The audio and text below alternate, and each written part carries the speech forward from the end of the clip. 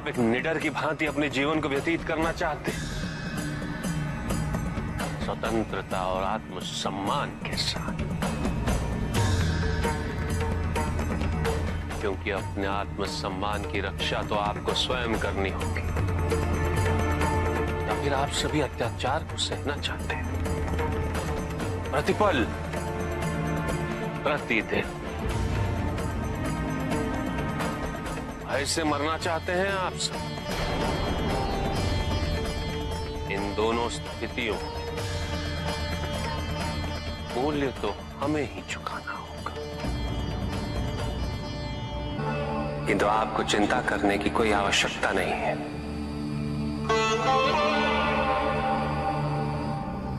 आप तो संसार के सबसे धनी व्यक्तियों में से एक हैं। आपका ज्ञान ही आपकी पूंजी है।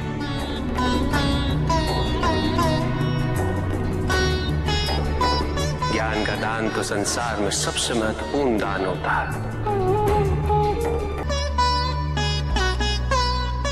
और ये निस्वार्थ सेवा संसार पे बहुत बड़ा उपकार है। प्रत्येक समाज में ये विद्वानों का दायित्व बनता है कि वो निर्भीक होकर अपने समाज को उचित दिशा दिखाएं, समस्या का समाधान करें और प्रत्येक नागरिक को शिक्षा का अधिकार दिलाएं और शिक्षा व्यवस्था में अपना अपना योगदान दें। ये मात्र भय है, अन्यथा विचारों की स्वतंत्रता भी कोई छीन सकता है? कभी नहीं। आप सभी ने अपने स्वार्थ और अपनी सुरक्षा के अपने अपने दायित्वों का परित्याग कर दिया, किंतु स्मरण है, यदि आज आप सब ने बलिदान नहीं दिया तो आने वाले समय में इसका परिणाम आपकी संतान को भुगतना होगा। आपकी आने वाली पीढ़ी को भुगतना होगा। जिस मन पर शब्दों का आक्रमण हो, वो मन तो निरंतर ही खोज में खोया रहता है, कभी शास्त्रों में, कभी पर्वतों पर, कभी समुद्र के किनारे, तो कभी तीर्थ स्थलों पर, कभी मंदिरों में, कभी वन में, किंतु जो वो खोज रहा होता है वो कभी मिलता नहीं, क्योंकि मन तो अभी भी स्थिर नहीं। वो व्यक्ति जहां भी रहे पुत्र, जहां भी जाए और जहां भी खोजे। तुमने भी सदैव शब्दों पर ध्यान दिया है कार्तिक,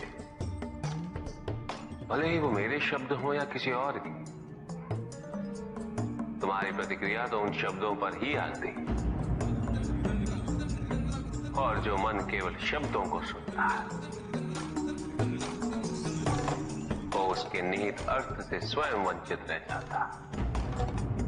शब्दों की सत्यता को समझने के लिए, उनकी अनुभूति के लिए मन में शांति के साथ साथ रिक्तता भी अनिवार्य है, शून्यता भी अनिवार्य है। मन में इतना स्थान होना चाहिए पुत्र कि वो शब्दों के परे पहुंचने की यात्रा कर सके, किंतु मन कभी शून्य नहीं रहता, रिक्त नहीं रहता। वो सोचता है कि शब्दों का आधिक्य ही ज्ञान अर्जन है, शब्दों से ही ज्ञान है, इसलिए शब्दों का संचय करता रहता है। मन ये नहीं जानता कि परम ज्ञान तो शब्द अतीत है, एक अनुभूति जिसे शब्दों से बांधना असंभव है। शब्दों का अपना मूल्य क्या है कार्तिक? कुछ भी नहीं। जब भी कोई ईश्वर का नाम लेता है तो क्या ईश्वर मात्र एक शब्द में ही सीमित हो जाते? नहीं, यहां शब्द सत्य नहीं, सत्य है वो अनुभूति जो इन शब्दों में विद्यमान है। यदि शब्द ही सत्य होते तो मात्र भोजन कह देने से व्यक्ति की क्षुधा शांत हो जाती। इसीलिए महत्ता शब्दों की नहीं पुत्र,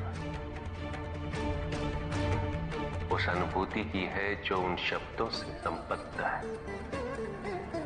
यदि शब्द नहीं भी होते तो वे ईश्वर अवश्य होते। यदि शब्द नहीं भी होते तो सुख और दुख की अनुभूति अवश्य होती। जल की शीतलता की अनुभूति होती, सूर्य की ऊष्मा और चंद्र की शीतलता की अनुभूति होती, प्रेम की अनुभूति होती। किंतु यदि अनुभूतियां ना हो तो शब्द निरर्थक है। शब्दों से तृप्त हो जाना ज्ञान का अंत है, अज्ञानता का प्रारंभ है। ज्ञानी वही है जिसके पास अनुभूतियां, अनुभव हो, और उसके लिए मन को शांत व रिक्त तो करना ही पड़ेगा पुत्र।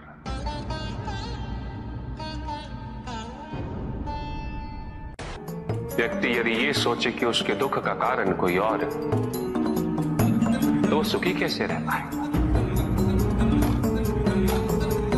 यह असंभव है, क्योंकि दूसरों को परिवर्तित करना उसके वश में नहीं। वो तो केवल अपने आप को परिवर्तित कर सकता है।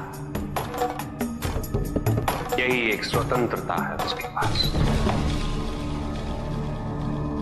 जो पीड़ा है, जो कष्ट है, वो व्यक्ति के अपने फल है, अपने निर्णय के फल। और जिस दिन वो अपने निर्णय परिवर्तित कर ले